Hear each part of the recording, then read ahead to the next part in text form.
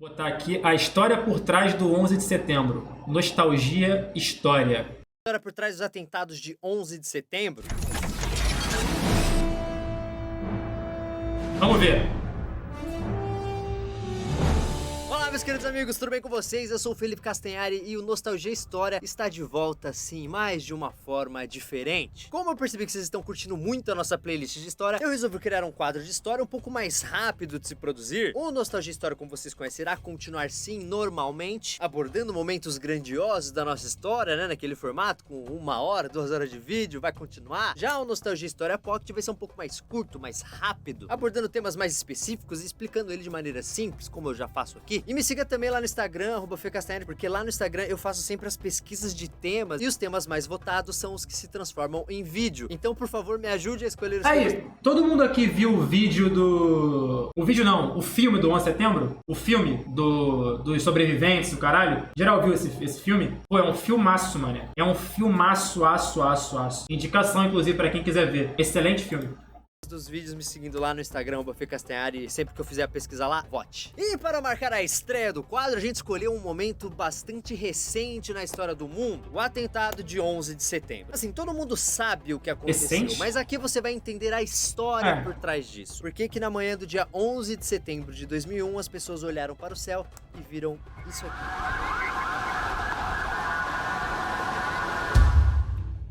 Cara, isso foi Você muita já deve doideira, estar mano. cansado de saber o que aconteceu depois desse momento. O ataque de 11 de setembro é um dos acontecimentos mais importantes da nossa época. O atentado deixou quase 3.000 vítimas e literalmente mudou a história do mundo. Para muitos historiadores, foi o acontecimento que marcou o começo do século XXI. Não é à toa que ele é discutido até hoje. Aliás, existem várias teorias da conspiração a respeito disso. Dizem que o Osama Bin Laden era agente da CIA, que o Pentágono não foi atingido por um avião, e sim por um carro-bomba, e que muita gente fala que as torres gêmeas não caíram por causa dos aviões, e sim porque elas foram implodidas de propósito. Uma congressista norte-americana até mesmo afirmou que o governo sabia do ataque, mas deixou tudo rolar porque uma guerra no Oriente Médio ia beneficiar as famílias de Bush e Bin Laden, que são parceiras de negócios. No final, essa congressista não se reelegeu e perdeu o cargo, e a imprensa nunca mais tocou no assunto. Bem, talvez algumas dessas teorias possam até fazer algum sentido, Moleque, mas eu lembro que na época, Lugeiro, pô, são lembranças vagas que a gente tem na cabeça, né? Mas, pô, uma das nossas primeiras lembranças de infância, daquele sinalzinho da Globo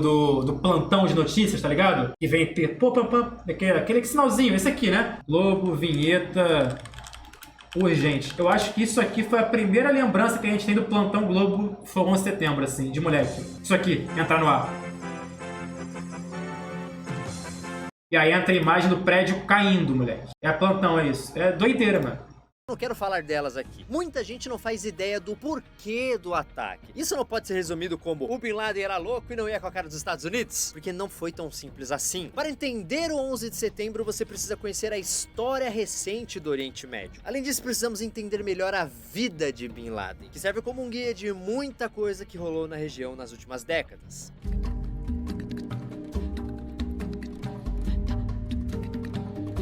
Pô, isso aqui é muito bem produzido, era mano. filho de um milionário da Arábia Saudita, né? E começou a se envolver com política no final dos anos 70. Só que quando a gente pensa no Bin Laden, né? O termo se envolver com política não significa se filiar a um partido e se candidatar para algo. Não. Para ele, se envolver com política quer dizer Quantos anos? armas. Não essa no caso. 2001 eu tinha 6 para 7. Eu tinha feito 6 anos.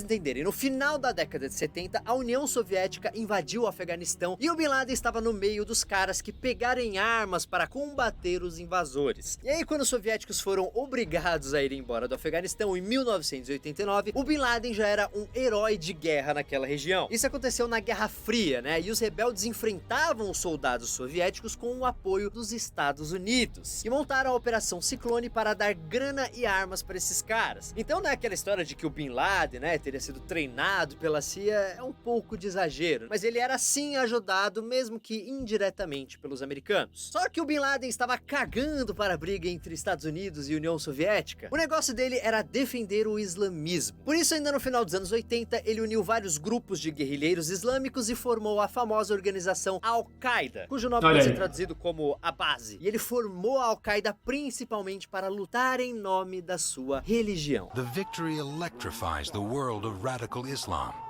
And the men who fought the Battle of Jaji with bin Laden and Azzam become the nucleus of a violent new force. It becomes known as the Base. In Arabic, the name is Al-Qaeda. Esse fanatismo religioso se mistura também com política. O terrorismo islâmico cresceu nas últimas décadas porque os extremistas nunca aceitaram a interferência de países ocidentais no Oriente Médio. E eles usaram o radicalismo religioso para combater isso. Esse é o Islã anti-ocidental, que é autoritário e muito preconceituoso. E isso é algo essencial para entender não só o 11 de setembro, como também o mundo atual. Depois da queda do Império Turco-Otomano no final da Primeira Guerra Mundial, perguntar quem é o líder atual do Islã. Países foram criados naquela região. Só que esses países eram controlados pela Inglaterra e França, que dividiram o território do jeito que eles queriam e cagavam, né, para os povos da região. Então é importante que você entenda uma coisa. Na maioria dos países do Oriente Médio não existe um povo único. Fica de brincadeirinha aí no chat falando eu aí, filho. Do Islã não. Vocês entenderam, né, da organização por trás disso. Islã é religião, mas esqueci o nome dessa porra. Árabe em cada país, mas sim vários grupos diferentes, e cada um descende de uma tribo antiga de uma região. E muitas vezes um grupo não tolera os outros por causa de tretas antigas ou não, vocês ficam de brincadeirinha falando eu no chat aí, mano. A CIA tá investigando vocês, filho. Fica de sacanagem aí no chat. Vai brotar um James Bond já na tua casa aí, filho. Várias religiões e muitas delas com correntes diferentes de pensamento convivendo no mesmo lugar. E pra piorar um pouquinho mais, os países ocidentais continuaram se metendo na região. Isso ficou ainda mais intenso com a globalização. E você acha que os Estados Unidos e Rússia estavam preocupados, né, com essa galera do Oriente Médio? Não. Eles se metem o tempo todo na região e sempre que isso acontece, você pode ter certeza que tem petróleo no meio da conversa. Não é à toa, né, que o lugar é um barril de pólvora. Claro que esse é um jeito rápido de colocar as coisas, mas essas são de fato as principais causas da maior parte das guerras no Oriente Médio. Não todas, mas a maior parte delas. Só que para esse vídeo, o conflito que importa rolou em 1990, quando o Iraque, que era comandado pelo Saddam Hussein, invadiu o Kuwait. Os poços de petróleo da Arábia ficam perto do Kuwait. Então o mundo inteiro ficou em choque, porque se o Saddam capturasse também esses poços árabes, ele seria o dono da maior reserva de petróleo do mundo. Por isso rolou uma reunião de vários países para declarar guerra ao Iraque. E tudo isso liderado, é claro, pelos Estados Unidos e com o apoio da ONU. Essa, né, é a famosa Guerra do Golfo, ou como também ficou conhecida, Operação Tempestade no Deserto. Nessa época, o Bin Laden procurou o rei da Arábia Saudita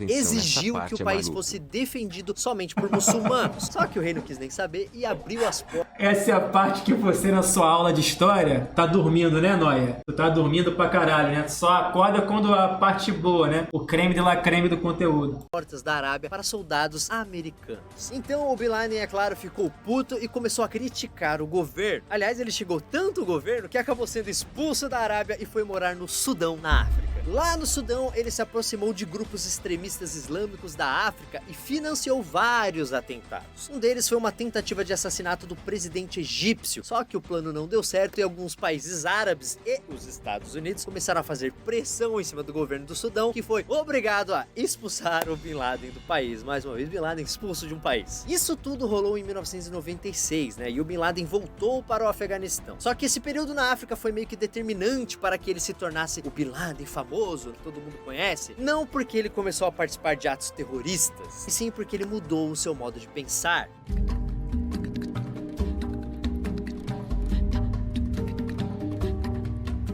Até ele ser expulso pra África, né? O problema do Bin Laden era só a família real da Arábia Saudita, que ele odiava e via como decadente e vendida para o Ocidente. E olha que a família dele era muito amiga da família real saudita, né? E fez fortuna graças a essa amizade. Imagina só se eles não fossem amigos. Mas aí, né, ele decidiu que precisava acabar com a influência ocidental em todos os países islâmicos e criar uma enorme nação muçulmana. Aí ele passou a ver como inimigo todo mundo que não era sunita, que era a corrente do islamismo que ele seguia. Ou seja, para ele os grandes vilões eram os islâmicos xiitas, que é da corrente contrária que ele seguia, os judeus e também, obviamente, os países ocidentais. Para todo terrorista que se preze, precisa de duas coisas: uma grande causa e um grande inimigo. A causa ele já tinha, e o inimigo, bem, aí era só ele escolher quem ele odiava mais. Então vamos ver o que estava acontecendo no Oriente Médio em 1996. O conflito com o Iraque tinha terminado em 91, né? Mas milhares de soldados... Cara, não foi recentemente que que os EUA retiraram moralmente tropas do Iraque? Ou eu tô enganadaço? Não rolou isso recentemente? Que seria a retirada moral, né? Porque fala que tirou, aí tira um bocado e deixa um pouquinho lá só pra ficar ali de vigia, né? Foi do Afeganistão. Os Estados Unidos ainda continuavam na Arábia Saudita. Segundo o governo americano, os caras estavam lá para lidar com partidários do regime de Saddam Hussein, que continuou no poder no Iraque até 2003. O Iraque também continuava sofrendo uma série de exigências. Moralmente não tiraram mesmo, tomaram o Talibã tomou conta do Afeganistão. Era isso que eu ia perguntar, quem era o líder do Talibã?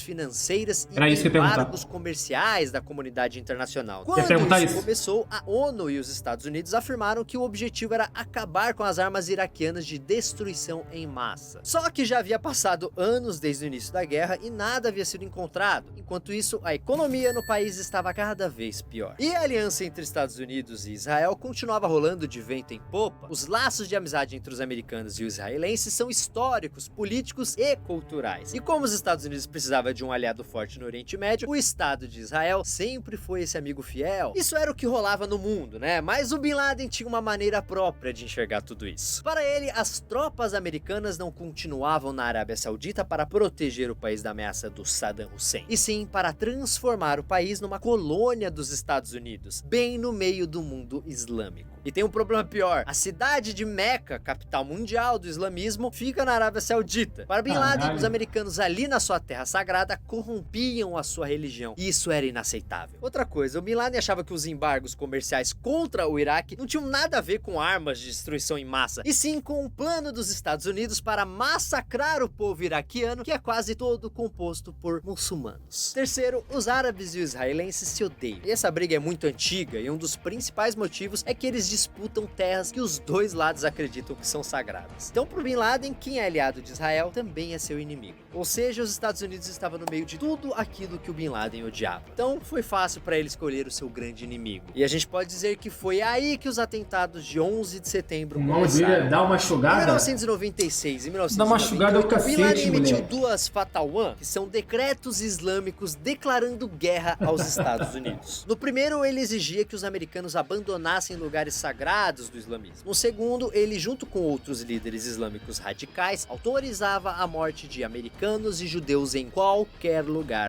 Em que aula você mais dormia? Quando eu ia, filosofia, né? Quando eu ia, filosofia 100%. Nunca assisti uma aula inteira de filosofia. Mas como eu tava presente em todas, menos filosofia, eu acho que a que eu mais dormia, se pá, era biologia.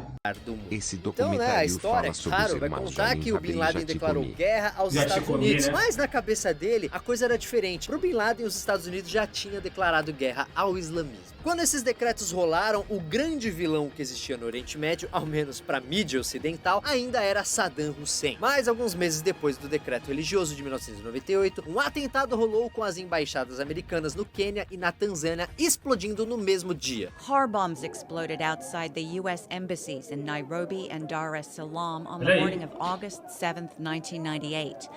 The attacks killed more than 200 people and Puta que injured around pariu. 5,000, mostly African civilians. Em 2000 foi a vez de outro atentado contra um navio militar norte-americano que estava no Iêmen. E por trás desses ataques estava quem? O Bin Laden, que já havia se tornado um dos terroristas mais procurados do mundo. E ninguém sabia que o cara tinha um plano ainda mais ousado. Só que, para isso, a gente precisa falar rapidinho de um cara chamado Khalid Sheikh Mohammed.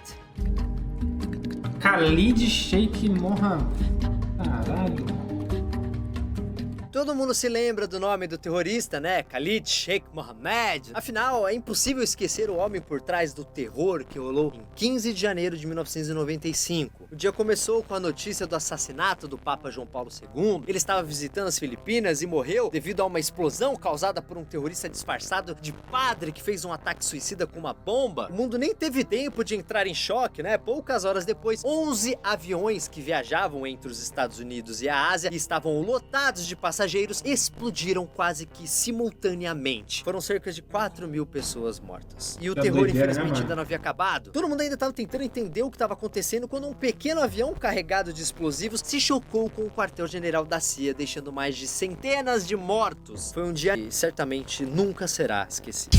Ou melhor, esse dia nunca seria esquecido se tivesse acontecido. Tudo isso foi um plano Pois enorme. é, moleque, porque isso tudo que aconteceu, às vezes você apaga da memória, porque rolou 11 de setembro, tá ligado? Eu, de fato, aqui, porra, não lembrava de tudo isso, não. Não lembrava. Chamado Operação Bujinka. Um dos organizadores era Khalid Sheikh Mohammed, outro guerrilheiro islâmico que já tinha financiado um atentado no próprio World Trade Center quando um carro-bomba explodiu no estacionamento em uma das torres em 1993. Um inferno embaixo da torre. Ó, Chapelém. 5 pessoas morrem e 300 ficam feridas na explosão que fez tremer 2 dos maiores edifícios do mundo em Nova York. A Operação Bujinka passou por várias etapas e ajustes. Por exemplo, os caras decidiram matar o Papa quando perceberam que seria muito difícil assassinar o presidente americano, né, que na época era o Bill Clinton. E a sede da CIA foi escolhida no meio de vários outros alvos, como a Casa Branca, o Pentágono e as Torres Gêmeas em Nova York. Só que o plano foi por água abaixo quando um dos terroristas estava fazendo um experimento químico num apartamento nas Filipinas, aí foi causou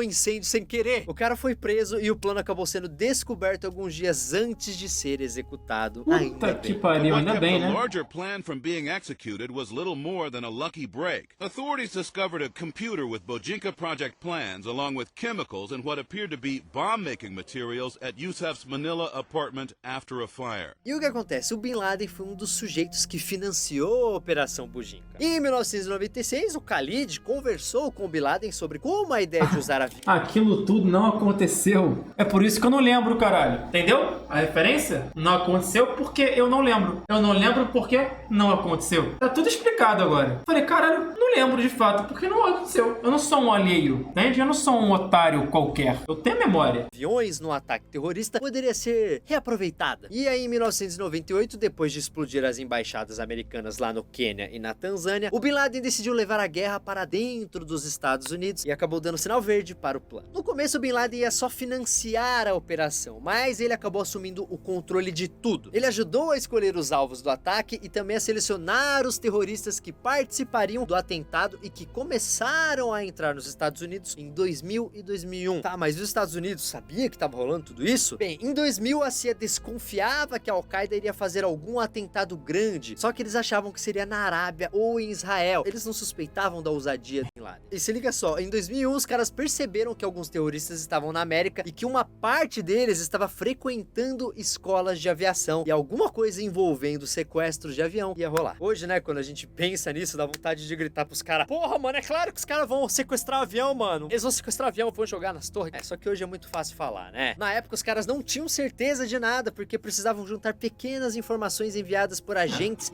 Faltou maldade aí no coração dos caras, né? De pensar no pior, né? Eu, como um bom pessimista, pensaria sempre no pior. Espiões aliados no Oriente Médio, então não seria fácil descobrir que isso ia acontecer. E é importante dizer que a CIA, né, fez algumas cagadas. Primeiro que eles não deram ouvidos a alguns rumores, que mais tarde seriam informações mesmo verídicas, e eles também não autorizaram algumas investigações sobre pessoas suspeitas. Inclusive, no dia 6 de agosto, o presidente Bush recebeu um relatório da CIA que dizia que o Bin Laden estava determinado a atacar os Estados Unidos. USA Today reports that in the 2 years before the attacks on September the 11th, NORAD conducted exercises using hijacked airliners as weapons. And one target was the World Trade Center. Pouco mais de um mês depois disso, era mais uma manhã em Nova York, quando os operadores da American Airlines receberam uma ligação de uma aeromoça do voo 11. Hello, my name is Betty Ong. I'm number 3 in the back. The cockpit's not answering. Somebody stabbed in business class. And I think there's mace that we can't breathe. I don't know. I think we'll get hijacked. Eram 8h19 da manhã do dia 11 de setembro de 2001 e vocês já sabem o que aconteceu depois disso. Puta que pariu. Cara, uma pergunta que eu vou fazer pra vocês, cara. Uma pergunta que eu não sei mesmo. Hoje em dia, depois desse acidente aí, se uma aeronave é sequestrada e os pilotos aeromoças não têm mais comando da aeronave, mas conseguem passar a informação pra... Como é que fala?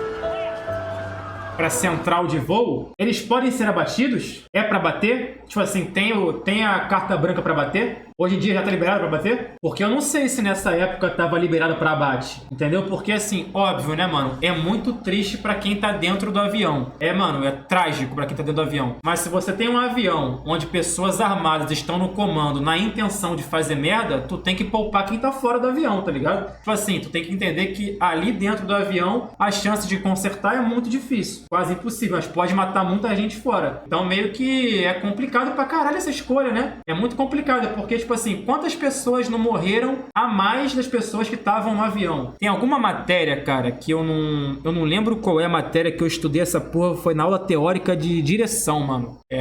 Que fala sobre, mano, evitar o pior. Tem uma porra dessa também, mano, que, tipo assim, porra, é um conflito interno muito grande, né? Porque, por exemplo, tu tem que evitar matar mais pessoas do que menos, né? Quer dizer, tu evita matar mais do que menos, exato. E os civis dentro? Pois é, ô Binho. É difícil pra caralho essa decisão. É por isso que, tipo assim, eu entendo que hoje em dia, eu não sei se tem carta branca. Por exemplo, vamos supor, né? Porra, um avião no Brasil foi sequestrado. E o maluco quer jogar o avião dentro do Maracanã num jogo lotado de algum time.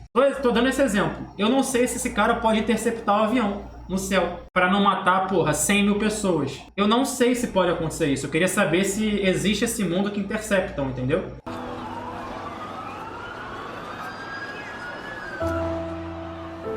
Uou! É muito rápido, com certeza, é muito rápido. Mas isso é muito doido, mano. Isso é muito doido, tá maluco?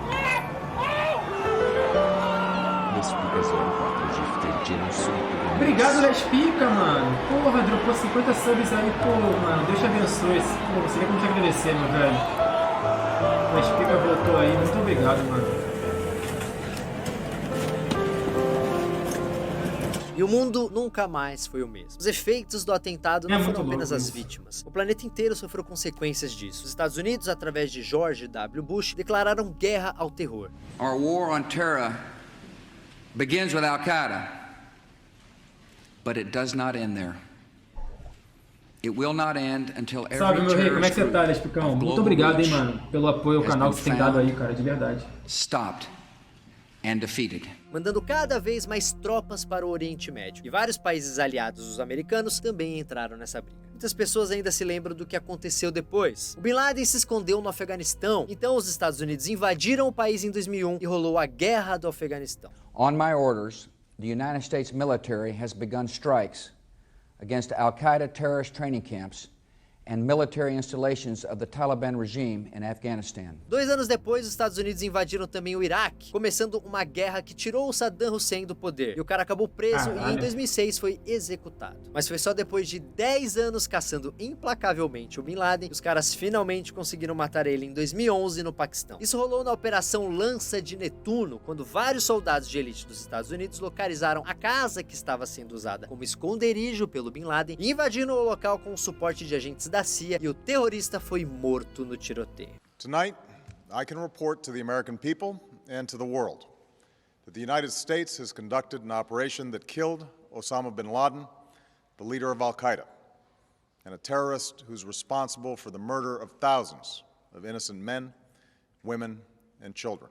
O corpo dele foi levado para o Afeganistão, onde foi identificado, e o funeral dele rolou menos de 24 horas depois da morte. De acordo, com os costumes islâmicos, a versão oficial diz que o corpo dele foi jogado no oceano, porque os Estados Unidos afirmaram que nenhum país iria querer os restos mortais dele. Então o governo da Arábia Saudita autorizou esse procedimento. The SEALs transport bin Laden to the USS Carl Vinson in the North Arabian Sea. And just under 12 hours after he is shot and killed, Osama bin Laden is buried at sea, in conformance with Islamic tradition. Mas, na verdade, um dos motivos também é que os americanos não queriam que a sepultura do Bin Laden virasse local de culto. We move him offshore, burial at sea, which is brilliant. I mean, there's no shrine, there's no location. Isso é verdade, no mano. country has to deal with his body and have a tomb somewhere, which is just going to be a place for future jihadists to operate around. Por causa disso, muita gente duvidou que o cara tinha realmente sido morto. Rolaram até brincadeiras com a foto oficial de sua morte, dizendo que era Photoshop. Mas a própria Al-Qaeda confirmou a morte alguns dias depois em uma postagem de militantes na internet. This morning, Al-Qaeda has confirmed that Osama bin Laden is dead. In a statement appearing appearing on militant websites. Al-Qaeda said bin Laden's blood will not be wasted, and they promise to continue attacking America. Existe também uma versão que diz que ele realmente foi morto, mas que o seu corpo teria sido levado em segredo para os Estados Unidos. Mas a guerra ao terror não mudou muita coisa. A situação no Oriente Médio está a cada dia pior. Agora vocês sabem que o grande inimigo do mundo ocidental é o Estado Islâmico. Parece ainda mais assustador que a Al-Qaeda por um motivo importante. Ele não tem um líder que centraliza todas as ações do grupo. E olha só, o Estado Islâmico surgiu justamente a partir do braço iraquiano da Al-Qaeda. Infelizmente, a guerra contra o terrorismo parece longe de acabar. New information tonight about a deadly attack in New York City where a man hit and killed 8 people using Caralho, teve isso.